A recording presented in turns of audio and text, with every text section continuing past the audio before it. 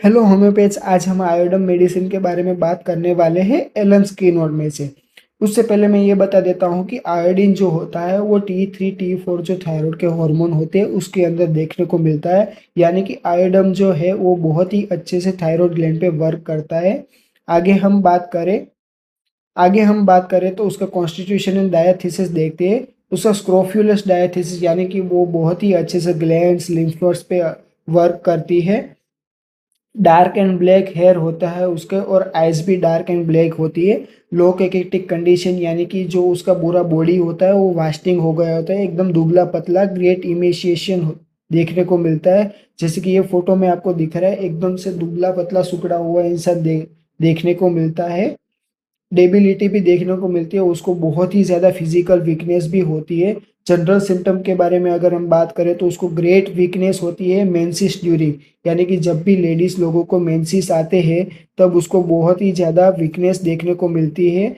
Loss of breath on going upstair, यानी कि जब भी वो थोड़ी सी भी सीढ़ियाँ चढ़ते हैं तब उसको ब्रीथलेसनेस होने लगता है और वीकनेस आ जाती है।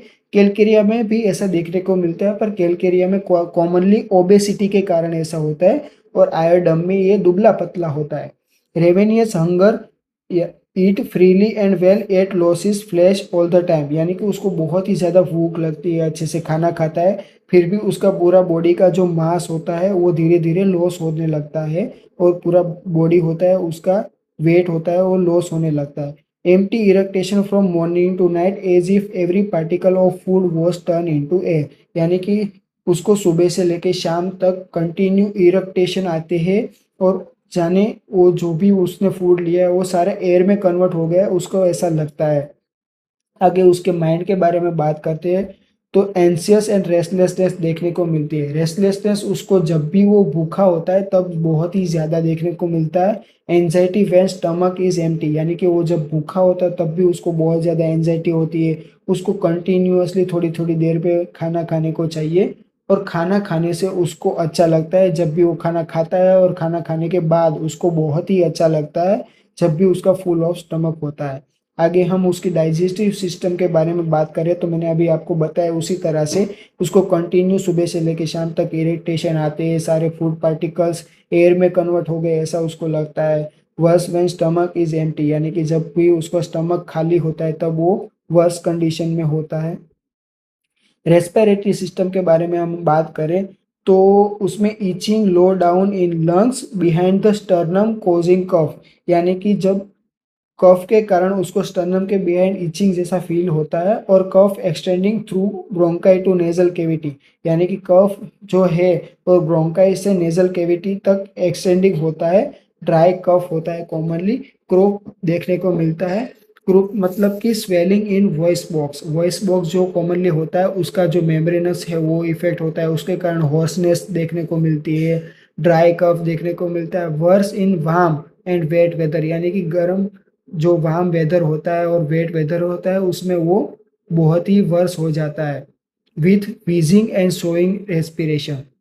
ग्लैंड्स एंड ऑर्गन की बात करें तो कॉमनली ग्लैंड्स पे बहुत ही अच्छे से वर्क करती है iodine medicine. Hypertrophy and induration of glandular tissue, यानी कि गोइटर गोइटर जो होता है उसमें क्या होता है कि स्वेलिंग आ जाती है और इन्फ्लामेशन हो जाता है, यानी कि हाइपरट्रॉफी देखने को मिलती है। इन ड्यूरेशन यानी कि वो हार्ड और थिक हो जाता है।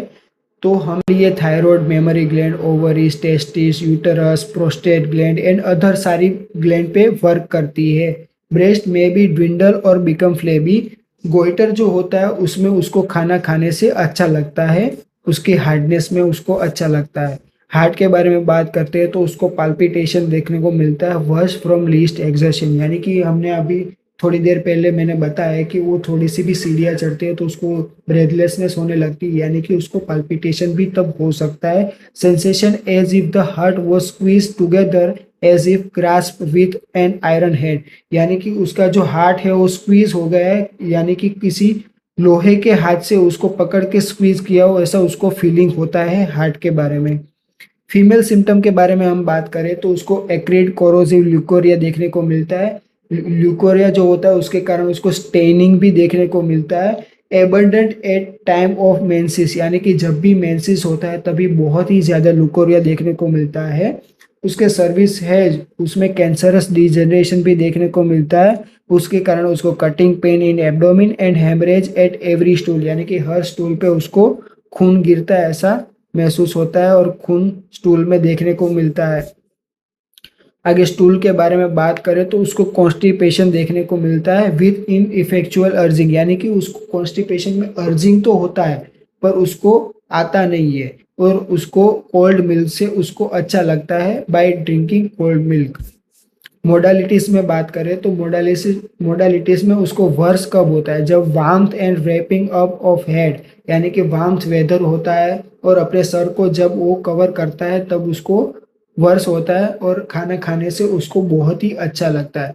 तो ये पूरी आयोडम मेडिसिन है जो हाइपरथायरॉयडिज्म जैसे ही सारे सिम्टम कवर करती है। अगर आपको इसके शॉर्ट वीडियो चाहिए और कंपेरेटिव अदर मेडिसिन के साथ वीडियो चाहिए तो आप कमेंट्स में मुझे बताना, मैं आपको अलग अलग कंपेरेटिव मेडिसिन भी इसके साथ कराऊंगा। और अगर आपको कोई और बुक में से करना है तो भी मुझे बताना, मैं आपको और बुक में से भी ऐसे वीडियोस बना के दूंगा। अगर आपको वीडियो अच्छा लगा तो चैनल को सब्सक्राइब करें और लाइक करें वीडियो को। Thank you so much guys.